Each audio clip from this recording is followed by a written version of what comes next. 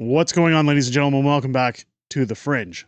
Tariffs are going to be the talk of the town, at least for the next little bit, even if a deal is made close to, before, or after the filming of this video, as we head into the fall.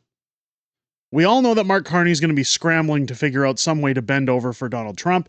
Again, if a deal is reached, it's not going to be one that benefits Canada, because we've seen that multiple times. Mark Carney, of course, does nothing to benefit Canada. It's all to benefit his portfolio, and I've got a lot to talk about in terms of Mark Carney's portfolio as this video continues. But let's talk tariffs. Let's talk the big thing that's going on. Donald Trump rightfully, I want to preface this, putting through tariffs. There's no reason in the world Trump should not be placing tariffs on Canada, especially when you look at the meat and dairy cartels, when you look at the tariffs Canada's had on the US. People have tariffs all over the world. So anybody who thinks that tariffs are this big deal between Canada and the US, tariffs have existed for a long time. What Trump is doing is for the protection of his own country. It would be nice if we had leaders in our country that cared as much about Canada as Trump does about the US. But let's take a look at what Donald Trump was saying, because this clip's great as he stands in the house with Triple H from WWE. There's deals going on with those guys. I just think it's funny watching Trump do a press conference with Triple H standing next to him like a bodyguard. Look at Nick Sorter tweeting out, "Holy crap, President Trump just bodied a fake news reporter at the White House. Reporter, quote, why didn't you invoke the 1977 law to impose tariffs in your first term? Trump, because in my first term, I was fighting lunatics like you." Let's take a look at the clip. It's great, guys. Oh, Donald's coming in. He's going to shut him down. Okay. Here we go. Tariffs policy goes into effect tomorrow. Yeah. As you know, a federal appellate court today heard oral arguments about whether or not you had the authority to unilaterally impose those tariffs. I'm not going to get you to weigh in on the legal arguments, but you're weighing your decision to do that, your authority to do that, based on a 1977 law. It's never been invoked before. Why didn't you invoke this law? Well, we've been winning all along. I just want to ask you, why didn't you invoke this law in your first term? You could have taken in billions upon billions of dollars in your first term, but you waited until your second term. Yeah, because in my first term, I was fighting lunatics like you who were trying to do things incorrectly and inappropriately to a president that was duly elected. And we did do certain tariffs in the first term. If you look at China, we took in hundreds of billions of dollars from China. But when COVID came, the last thing I was going to do is tell France and Italy and Spain and a couple of other countries that we're going to hit you with tariffs. We had to fight the COVID situation when that came. But if you look at my first term, we took in hundreds of billions of dollars worth of tariffs, but you people didn't cover it very well. You people didn't cover it very well. You took in billions and billions of dollars. Maybe go get a lollipop. Feel better about yourself. I love the meme that's right below. That's 35% tariffs for elbowing. Beauty. That's a beauty. We had this one on live stream. I like that meme. Let's talk about what's happening, because the updates are coming in live again at the time of filming this video as to what's happening with the 35% tariffs. U.S. President Donald Trump signed an executive order to hike tariffs after Canada and U.S. failed to reach a trade deal by his August 1st deadline. Here it's got Trump has hiked tariffs on goods that fall outside of CUSMA from 25 to 35%. The White House said Canada had failed to cooperate in curbing the ongoing flood of illegal substances. Having trouble keeping up with Trump's tariffs, of course, here we go. Prime Minister Mark Carney released a statement just past midnight on Friday after U.S. President Donald Trump imposed 35% tariff on Canadian goods. On Thursday, Trump declared the rate hike on products that don't comply with Canada, U.S., Mexico, CUSMA. While the Canadian government is disappointed by this action, we remain committed to CUSMA, which is the world's second largest free trade agreement by trading volume, Carney's statement read. The U.S. application of CUSMA means that the U.S. average tariff rate on Canadian goods remains one of its lowest for all of its trading partners. I love how the Toronto Star tries to pad that. Other sectors of our economy, including lumber, steel, aluminum, and automobiles, are, however, heavily impacted by U.S. duties and tariffs. That's a big deal. So while they say, oh, look, it's the lowest, guys, don't worry about it. Yeah, it's still bad. Here's one of the things that are going to get in the way of that.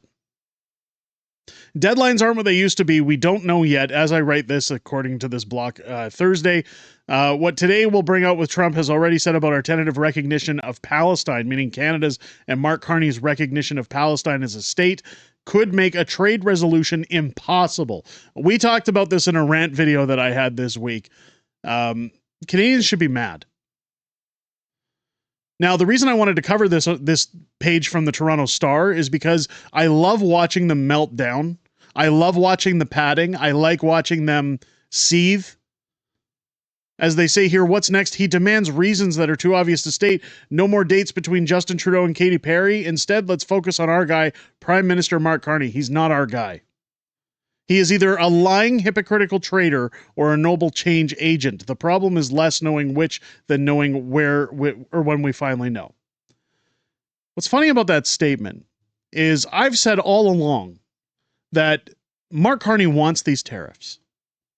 He loves these tariffs. In fact, Trump should really show how dangerous he is and hike up tariffs 100%, 200%. Really stick it to Canada. Not because Canadians deserve it, the government deserves it. The government deserves a slap in the face to say, you're corrupt, you're a racket, I'm shutting you down. The problem here is while this is going to affect Canadians, it will not affect the Canadian government. Mark Carney has what's called a blind trust. Everybody knows about the blind trust, the conflicts of interest, everything else. And while I've said that Mark Carney is in Canada for nothing more than to pad his pockets, keep in mind, the only premiers right now that are talking about some form of diplomacy are Premier Scott Moe and Premier Danielle Smith, saying nothing retaliatory, let's pull down our tariffs, let's find a way to negotiate. While you've got Wab Canoe, Doug Ford, and others saying, nah, let's go dollar for dollar again, let's hammer it in. I'm going to show you why they want to do that. Mark Carney is going to be the prime example here.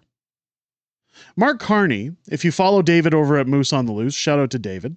He's done some fantastic work. David, he's done some wonderful work, I got to tell you. He's laid out that 96% roughly of Mark Carney's blind trust investments are tied to U.S. businesses. His major ones, Westinghouse and Brookfield. And he says, well, it's not conflict of interest because it's a blind trust. I don't know where those investments are going. Well, let's take a look at Westinghouse. Now, keep in mind, this is their stock. Now, back in February, it starts to dip a little bit, all the way into March, goes way down as we get towards April when the election was going on, right? You get towards the end of the election, here's April 21st, and then all of a sudden, boop, boop, boop, boop, boop, boop, here it comes, oh, the stock's going up, and then right around the time that we're talking tariffs, oh, look at this, right around May, June, here comes the record highs of Westinghouse. It's up 11% in the last 6 months. Most of those gains right after Mark Carney became Prime Minister. And before people say, well, Fringe, you're being critical. Poor Mark. His elbows are tired. Give him a break. Let's take a look at Brookfield. Now, while it says up here that they're down 2%, that's a dip that's happened over here. But this is just the month of July. Why is it important we talk about July? Because their stock is way down here, the beginning of July. Down, down, down. And then right here, this is 2 weeks ago when Trump said August 1st deadline on tariffs. And Trump said that if there's no deal, there's going to be aluminum and steel tariffs. All of a sudden, big jump, 17th. And it stays relatively high. It has a little dip here and then shoots way back up. This stock gained, well, let's take a look here. Closed at 86, went all the way up to 93. It gained almost 7 points in a day once the announcement of tariffs came in. Now, people will say, well, tariffs have been discussed for months. Yes, but this was the August 1st deadline. You see it go up 7 points and then down a bit to react to the markets and then shoots right back up again. And while it has dipped recently, stocks tend to do this. Again, it's around the same point as here. But what stocks grow 7 points overnight? These are just two of Mark Carney's investments. And again, the majority of them are in the United States. Mark Carney wants Canada to fail. If Canada fails, he succeeds. He makes a killing. This is the same way Justin Trudeau padded his pockets when he was prime minister. He went from what, $9 million net worth to over $100 million by the time he left 10 years later. A lot of that during the pandemic. Mark Carney's interests aren't within Canada. He's not an outsider looking in. He's not all these things he claims to be. His elbows are up, but they're up because they're carrying briefcases of money. No politician should be allowed to carry investments of any kind. I don't care if it's blind trust. I don't care. Whatever it is, they should have to sign all of that off and cash out when they become prime minister. If they really want to run a country, if they really care about a country, there should be nothing tying any kind of gains to those in office. And I've said before, if you want to start investigating people outside of Canada, look no further than people like Nancy Pelosi. We've talked about Pelosi before, just not a lot because, again, we don't really cover American too often on this channel. Maybe we should. But when you look at Nancy Pelosi and the money she's raked in over the years, well, it makes Mark Carney and Justin Trudeau look like nothing. The problem with government is that, again, as I said at the beginning of the video, it's a racket. It's the mob. It's the new form of money laundering to benefit those in power. Something needs to be done. Canadians and Americans are about to lose their jobs.